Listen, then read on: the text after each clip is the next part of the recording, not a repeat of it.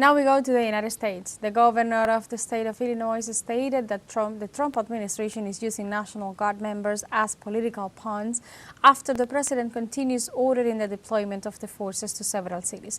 More details with our correspondent, Jorge Gestoso. Thank you.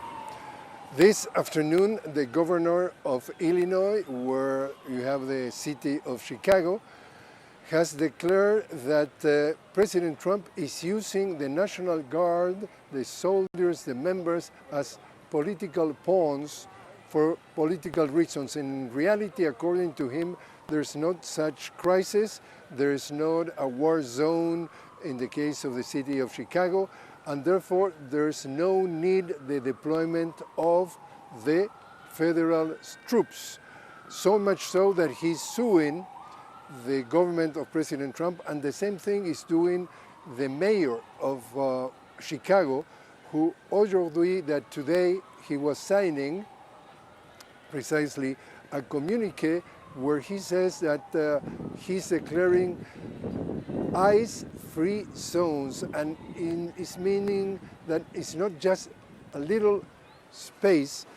He says that ICE-free zones are the whole city of Chicago, and including, for example, school, parkings, parks, etc., where any type of federal research or raid could be done. Also, he's inviting the regular private citizens to put sort of displays in their properties in order to discourage the ICE people to produce these raids that they are being criticized for being too violent and not necessary.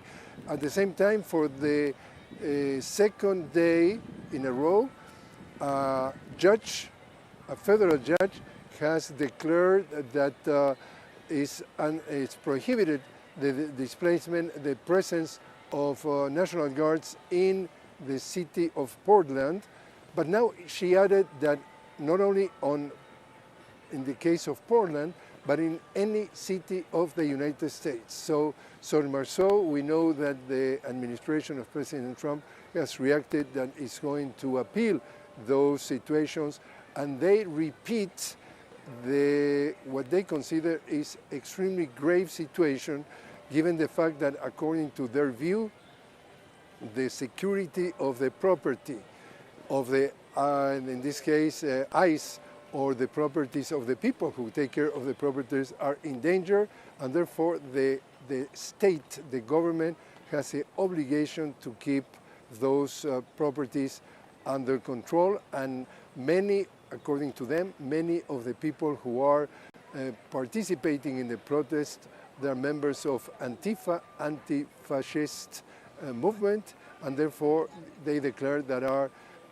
domestic terrorists. So the situation is in the center stage of the life of the United States today, and definitely there is a battle in terms of courts and in terms of civil suits and civil declarations of what's going on and on. So depending on which side you want to hear, there are totally opposite situations that realizes and shows the level of polarization that today is leaving the government and the politics in the United States. We get back to you now.